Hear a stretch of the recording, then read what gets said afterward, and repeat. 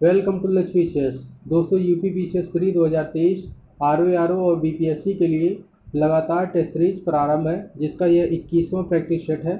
इसका पीडीएफ आप निःशुल्क हमारे टेलीग्राम चैनल से प्राप्त कर सकते हैं, जिसका लिंक डिस्क्रिप्शन बॉक्स में दे दिया गया है। इसका प्लेलिस्ट भी बना दिया गया है, जिसका लिंक डिस्क्रिप्शन बॉक्स में दिया गया है। आप क्रमबद्ध तरीके से सीरियल नंबर 1 से लेकर के अभी तक का प्रैक्टिस सेट सॉल्व कर सकते हैं। तो चलिए आज का प्रैक्टिस सेट सॉल्व करते हैं। तो चलिए पहला क्वेश्चन देखते हैं। देखिए पहला क्वेश्चन है, तमिलनाडु का समुद्र तट कहलाता है। देखिए ये वाला आपका जो है ये कुछ इस प्रकार से जो है साउथ वाला एरिया है। यहाँ पर देखिए ये है पूर्वी तट, ये है पश्चिमी तट। यहाँ पर जो है कृष्णा नदी आकर के निकलती है। इसके उत्तर में जो तट है उड़ीसा तक, ये उत्तरी सरकार के नाम से जाना जाता है। और इसके साउथ में जो तट है इसे कोरोमंडल के नाम से जाना जाता है। राइट, तो यही पूछ रहा है कि तमिलनाडु का समुद्र तट किस नाम से जाना जाता है। तो आपका राइट आंसर क्या हो जाएगा, कोरोमंडल। अब देखिए इसके साथ साथ और भी तट का नाम जान लेते हैं। जैसे जो ये पश्चिमी घाट है, पश्चिमी तट है, इसमें गुजरात से लेकर के गोवा तक ये पूरा एरिया कोंकण तट के नाम से जाना जाता है, कोंकण तट। और इस गोवा से लेकर के मंगलोर कर्नाटक में है, यहाँ तक इसको कन्नड़ तट के नाम से जाना जाता है।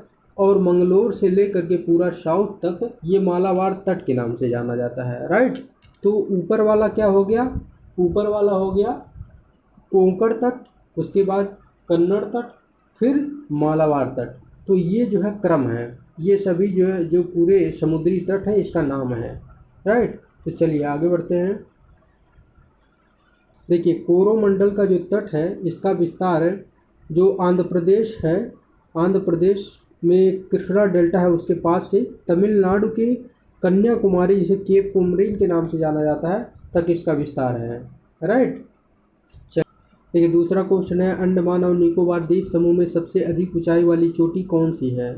तो बताइए राइट आंसर क्या है।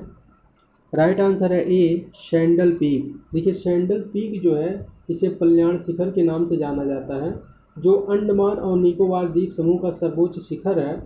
और यह जो उत्तरी अंडमान में स्थित है। ठीक है, जो द्वीप है एक तो है उत्तरी अंडमान द्वीप है, उसके बाद कौन सा द्वीप है, उसके बाद है मध्य अंडमान है, फिर दक्षिण अंडमान है, और उसके बाद जो है लघु अंडमान है। तो यह जो है उत्तरी अंडमान में स्थित है। देखिए अंडमान द्वीप समूह पर सर्वोच्च शिखर सैंडल पीक, जिसकी ऊंचाई है 732 मीटर, उत्तरी अंडमान द्वीप पर स्थित है। राइट,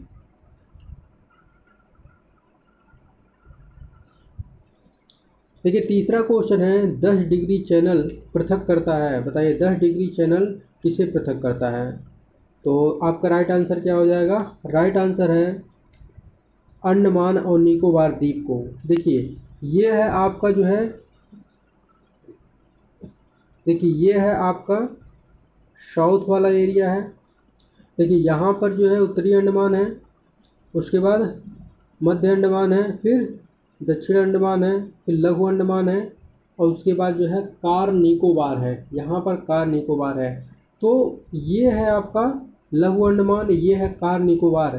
तो यहाँ पर जो है 10 डिग्री चैनल है, 10 डिग्री चैनल, यहाँ पर 10 डिग्री चैनल है, जो कि अंडमान सागर और बंगाल की खाड़ी को जोड़ता है। देखिए यहाँ पर जो है अंडमान सागर है, यहाँ पर अंडमान सागर है, ये बंगाल की खाड़ी है, तो इन दोनों को जोड़ता है। और साथ ही साथ जो है ये अंडमान, ये पूरा अंडमान वाला एरिया हो गया, ये निकोबार वाला एरिया हो गया, इसको जो है अलग करता है। तो आपका राइट आंसर क्या हो जाएगा, ए, अंडमान और निकोबार को अलग करता है। राइट, चलिए नेक्स्ट क्वेश्चन देखते हैं।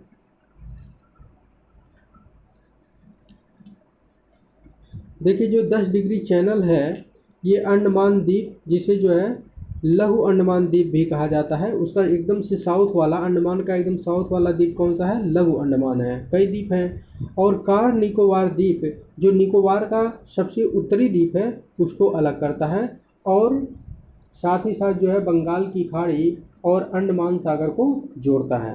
राइट, चलिए देखिए चौथा क्वेश्चन है, पृथ्वी सूर्य से निकटतम दूरी पर होती है, बताइए। देखिए इस तरह से आप समझिए, ये है सन, ये है सन, इस तरह से सन है आपका, और इसके चारों तरफ जो है पृथ्वी अंडाकार कक्षा में ऐसे जो है चक्कर लगाती है, ठीक है।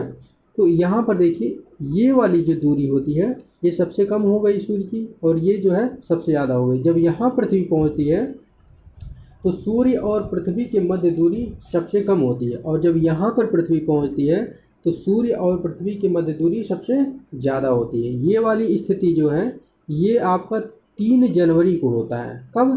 3 जनवरी को होता है, 3 जनवरी को होता है। और ये वाली स्थिति जो है 4 जुलाई को, 4 जुलाई को होता है। इसे 3 जुलाई को जो स्थिति होती है इसे उपसौर कहते हैं, और 4 जुलाई को जो स्थिति होती है इसे अपसौर कहते हैं, राइट। तो आपका राइट आंसर क्या हो जाएगा? यहाँ निकटतम दूरी पूछ रहा है तो ये वाला पूछ रहा है 3 जनवरी, तो आपका राइट आंसर क्या हो जाएगा? 3 जनवरी।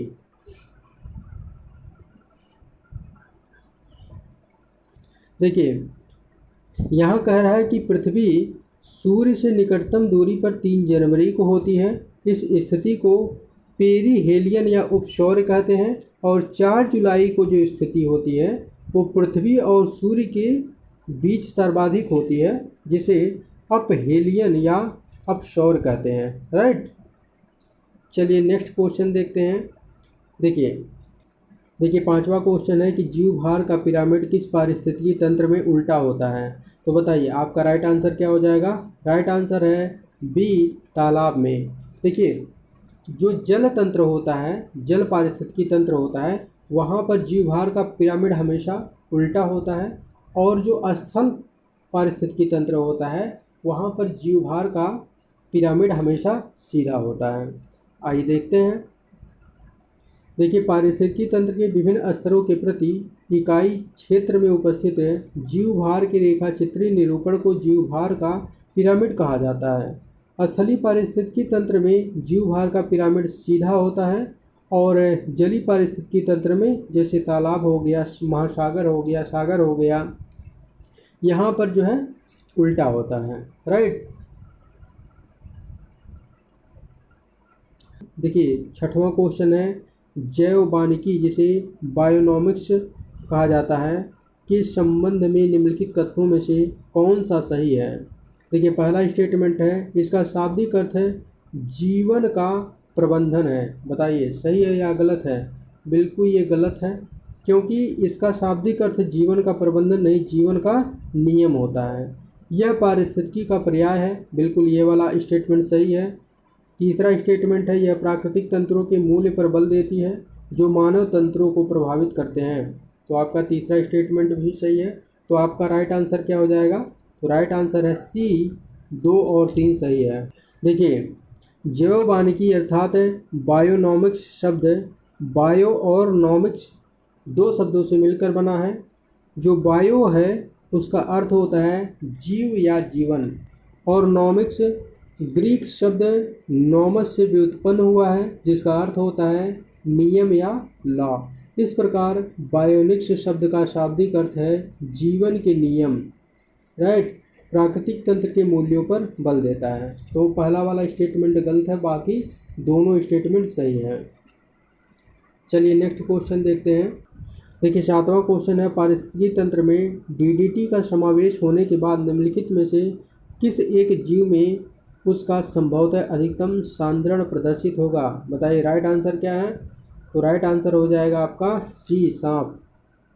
देखिए खाद्य श्रृंखला में डीडीटी का सांद्रण प्रथम स्तर पर सबसे कम, द्वितीय स्तर पर उससे अधिक और तृतीय स्तर पर सबसे अधिक होगा। चूँकि सांप एक तृतीय उपभोक्ता है, अतः डीडीटी का सांद्रण सांप में सबसे अधिक होगा, राइट। चलिए नेक्स्ट क्वेश्चन देखते हैं।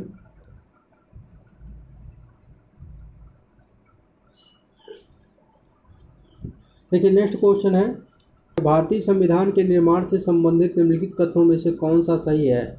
इसमें बताना है कौन सा स्टेटमेंट सही है। देखिए स्टेटमेंट 1 है कि पंडित नेहरू के उद्देश्य प्रस्ताव का जो संविधान सभा द्वारा स्वीकार किया गया था, संविधान के निर्माण पर असर था। बताइए राइट है या रॉन्ग है? बिल्कुल ये राइट है। दूसरा स्टेटमेंट है उद्देशिका बहुत महत्वपूर्ण उद्देश्यों की पूर्ति करती है, तो ये भी राइट है। तीसरा है संविधान को भारत के लोगों ने आदेशित किया था, हम भारत के लोग, बिल्कुल ये बिल्कुल सही है। चौथा स्टेटमेंट है कि राज्य के मुखिया को लोग प्रत्यक्ष रूप से निर्वाचित करते हैं। बताइए राइट है या रॉन्ग है? ये रॉन्ग है, क्योंकि राज्य के मुखिया को अर्थात राष्ट्रपति को प्रत्यक्ष रूप से नहीं बल्कि अप्रत्यक्ष रूप से निर्वाचित किया जाता है। तो देखिए तीनों स्टेटमेंट 1, 2, 3 सही हैं और चौथा रॉन्ग है। अब देखिए चौथा जो है कहाँ कहाँ पर है, तो डी में भी 4 है, सी में भी है, बी में है, तो ये सभी गलत हो जाएंगे। आपका स्टेटमेंट 1 सही हो जाएगा। तो आपका राइट आंसर क्या हो जाएगा? 1, 2, 3। तो आपका राइट आंसर ए है। चलिए नेक्स्ट क्वेश्चन देखते हैं। देखिए भारतीय संविधान के तहत राज्य के मुखिया अर्थात राष्ट्रपति का निर्वाचन लोगों द्वारा प्रत्यक्ष रूप से नहीं बल्कि अप्रत्यक्ष रूप से किया जाता है। ठीक है, और यह किसके द्वारा किया जाता है? राष्ट्रपति के निर्वाचन में कौन कौन भाग लेता है? तो संसद और राज्य की जो विधानसभाएं हैं उसके निर्वाचित सदस्य भाग लेते हैं, उनके माध्यम से अप्रत्यक्ष रूप से चुनाव किया जाता है राष्ट्रपति का। देखिए 9वां क्वेश्चन है भारतीय संविधान को बनाने हेतु भारतीय संविधान सभा के कुल कितने अधिवेशन हुए थे? अधिवेशन मतलब कुल कितने बैठक हुए थे? तो आपका राइट आंसर क्या हो जाएगा? राइट आंसर है सी 12। देखिए संविधान सभा के निर्माण में कुल 2 वर्ष 11 माह 18 दिन का समय लगा था और इसके लिए जो है कुल 11 अधिवेशन अर्थात जो है 11 बैठकें हुई थी और इस अधिवेशन का समय 165 दिन था। जो अंतिम अधिवेशन 11वां अधिवेशन था उसी में 26 नवंबर 1949 को संविधान सभा को अंगीकृत किया गया था। और संविधान सभा की अंतिम बैठक कब हुई थी? अंतिम बैठक हुई थी 24 जनवरी 1950 को। उस समय जो है सभी सदस्यों ने भारतीय संविधान पर हस्ताक्षर किया था। तो ये भी क्वेश्चन इंपॉर्टेंट है कि संविधान सभा की अंतिम बैठक कब हुई थी? तो 24 जनवरी 1950 को हुई थी। देखिए 26 जनवरी 1949 तक कुल 11 अधिवेशन हो चुके थे और अंतिम बैठक कब हुई थी? अंतिम बैठक हुई थी 24 जनवरी 1950। इसलिए टोटल कितने हो जाएंगे? 12 अधिवेशन। राइट, चलिए नेक्स्ट क्वेश्चन देखते हैं। देखिए नेक्स्ट क्वेश्चन है भारतीय संविधान के निर्माण के समय संवैधानिक सलाहकार कौन थे? बताइए राइट आंसर क्या है? तो राइट आंसर हो जाएगा BN राव, सी राइट आंसर है। देखिए भारतीय संविधान के निर्माण के समय बेनेगल नरसिंह राव, जिन्हें BN राव के नाम से भी आप जानते हैं, संवैधानिक सलाहकार नियुक्त किए गए थे। देखिए क्वेश्चन आप लोगों के लिए है, इसका आंसर आप लोगों को कमेंट बॉक्स में देना है। मिलते हैं नेक्स्ट वीडियो में, तब तक के लिए जय हिंद जय भारत।